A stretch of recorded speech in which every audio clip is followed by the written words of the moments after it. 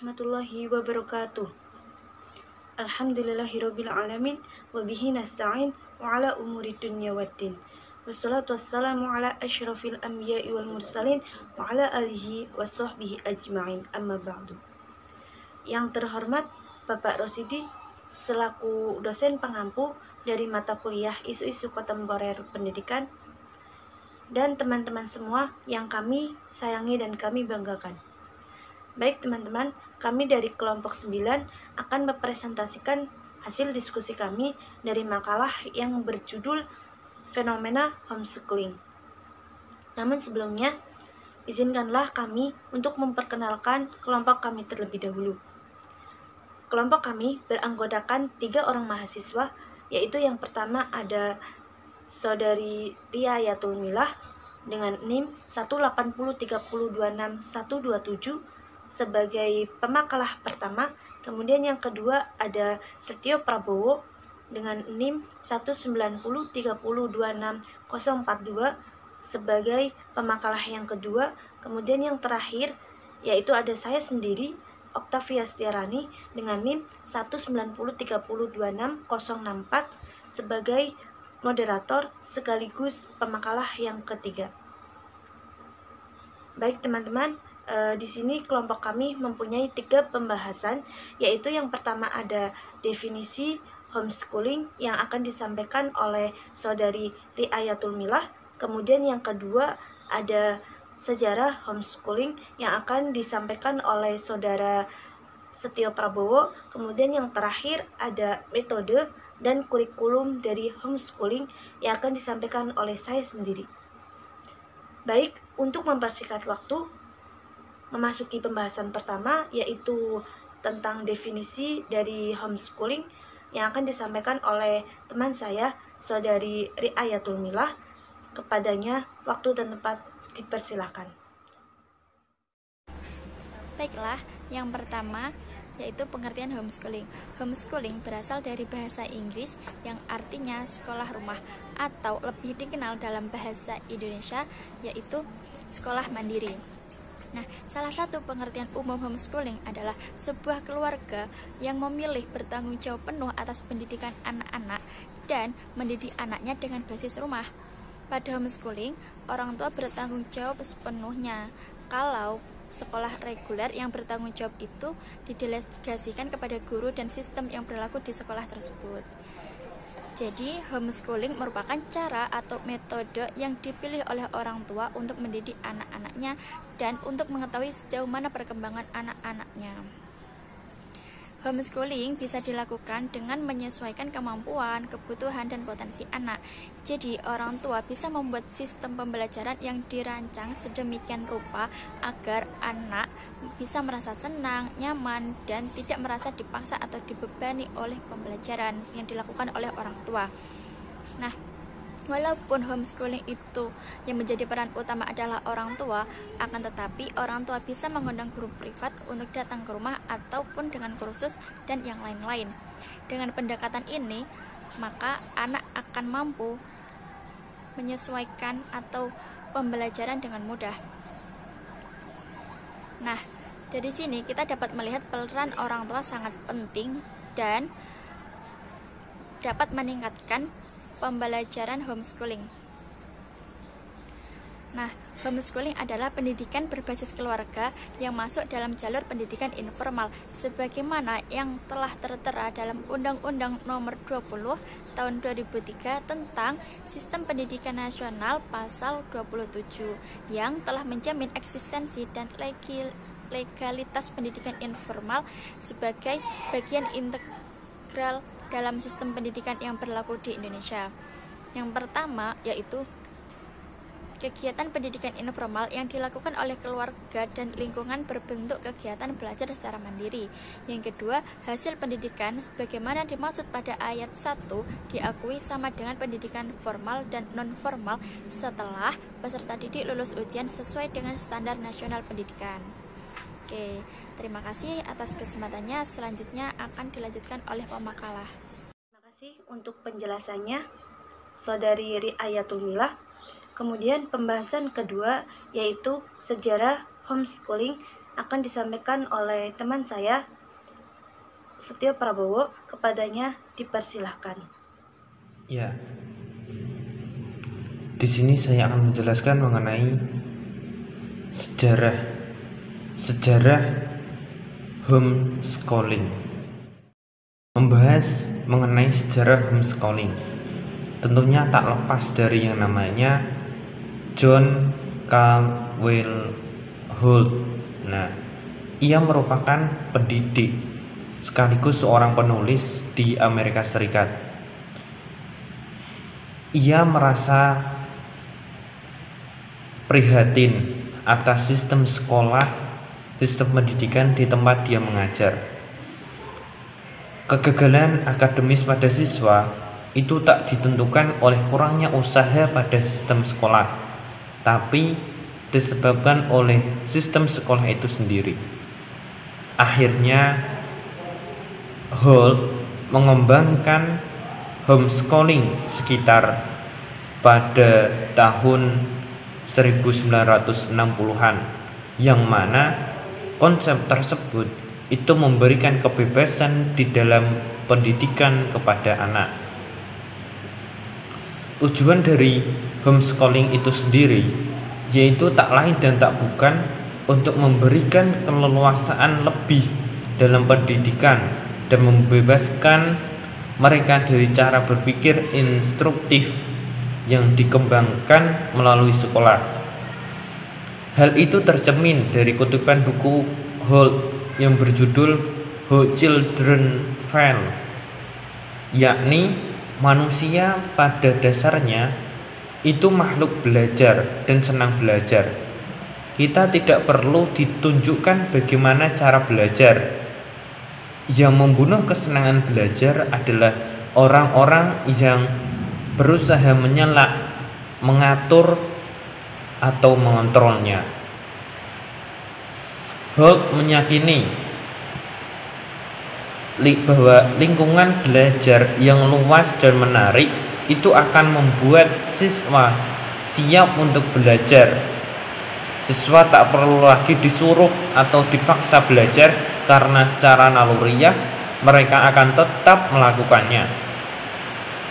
Kemudian konsep pendidikan ini lambat laun itu mendapatkan sambutan yang baik dari masyarakat luas, dari masyarakat Eropa, dan konsep ini pun mengalami perkembangan dari masa ke masa dan merambah hingga sampai tersebar di Asia sendiri. Mungkin itu saja sedikit sejarah yang bisa sampaikan. Dilanjutkan ke materi selanjutnya. Terima kasih. Baik, terima kasih untuk penjelasannya Saudara Setio Prabowo. Kemudian pembahasan yang selanjutnya atau pembahasan yang terakhir yaitu tentang metode dan kurikulum dari homeschooling yang akan disampaikan oleh saya sendiri. Kepadanya dipersilakan. Di sini saya akan melanjutkan penjelasan dari kelompok kami yaitu tentang metode dan kurikulum dari homeschooling. Yang pertama, saya akan menjelaskan metode dari homeschooling terlebih dahulu. Metode homeschooling ini terbagi menjadi 6 macam, yaitu yang pertama ada metode classical homeschooling, yang kedua ada metode Charlotte Mason, kemudian yang ketiga ada metode berbasis komputer, kemudian yang keempat ada metode electrical atau metode sesuai dengan minat, kemudian yang kelima ada metode textbook atau sekolah tradisional, kemudian yang terakhir atau yang keenam itu ada metode independen atau metode belajar sendiri. Yang pertama, metode classical homeschooling. Dalam metode ini itu menggunakan 3 konsep atau 3 tahapan. Yang pertama yaitu tahapan pengetahuan atau tahapan grammar, kemudian yang kedua yaitu tahapan pengertian atau tahapan logik, kemudian yang terakhir atau yang ketiga itu ada tahapan kebijakan atau tahapan retorik. Nah, semua tahapan ini, ketiga tahapan ini itu menggunakan klasifikasi sesuai dengan batasan umur yang telah ditentukan. Kemudian yang kedua yaitu metode Charlotte Mason. Dalam metode ini itu menerapkan atau menggunakan metode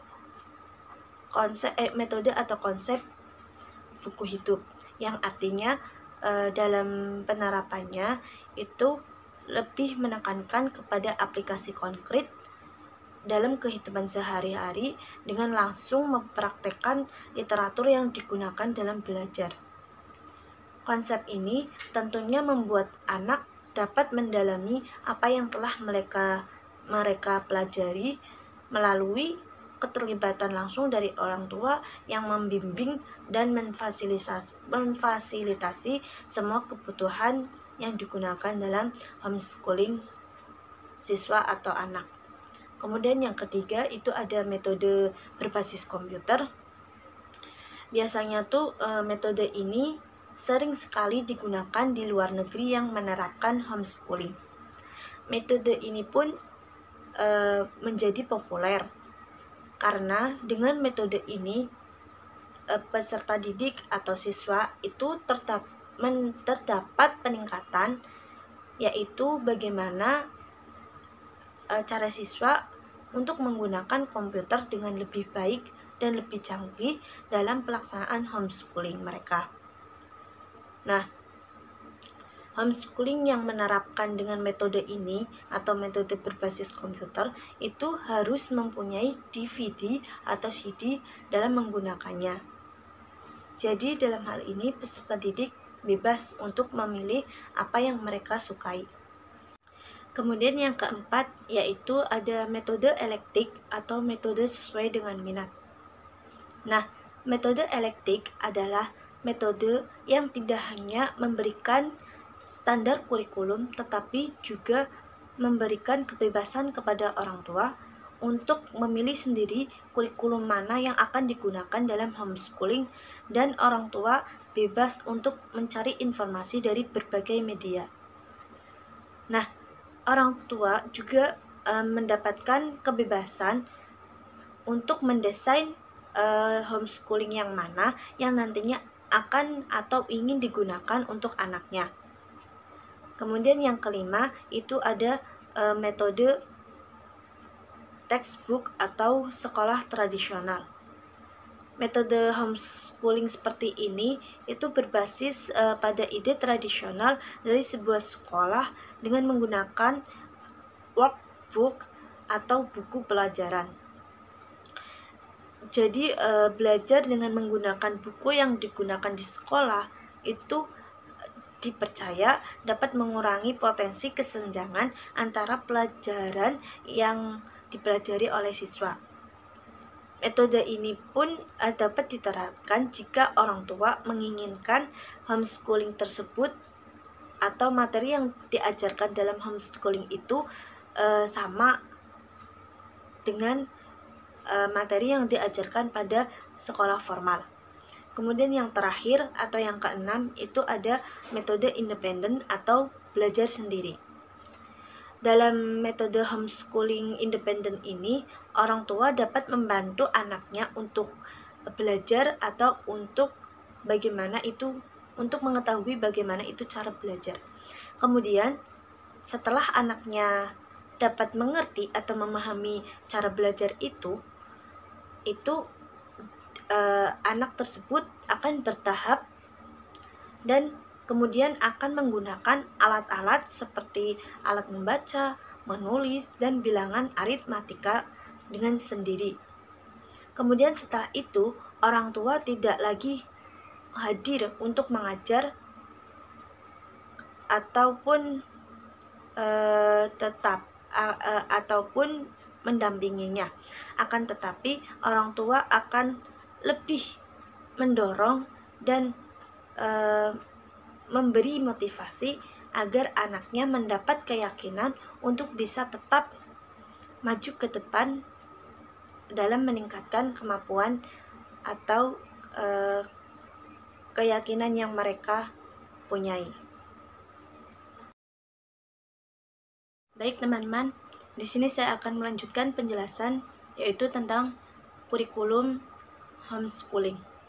Nah, pada hakikatnya sekolah non formal seperti homeschooling itu lebih menekankan kepada pengembangan kemampuan dari pelajar. Bahan ajaran yang dipilih pun sesuai dengan minat, keperluan, serta kemampuan dari pelajar. Kemudian pemilihan pendidikan pun itu harus dilakukan dengan melibatkan pelajar.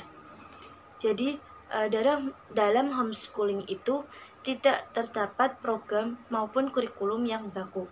Akan tetapi program kurikulum yang diambil itu sekurang-kurangnya dalam pelaksanaannya itu dikembangkan dengan melibatkan pelajar. Kemudian isi dan proses pembelajarannya pun senantiasa berubah, tidak tepat atau tidak teratur, karena isi dan proses pembelajarannya itu dilakukan sesuai dengan minat dan keperluan dari pelajar.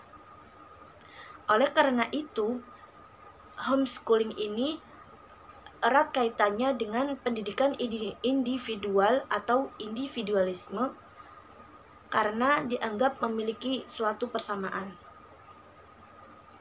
Demikian dari saya. Apabila ada kesalahan, saya mohon maaf. Terima kasih atas penjelasannya. Baik teman-teman, demikian presentasi dari kelompok kami. Kami memohon maaf apabila ada kesalahan maupun kekurangan kata-kata dan tingkah laku, karena kesalahan maupun kekurangan itu murni datangnya dari kami, dan kebenaran dan kesempurnaan itu datangnya dari Allah Subhanahu wa taala. Demikian dari kami, undur maqalah wala tandur maqalah.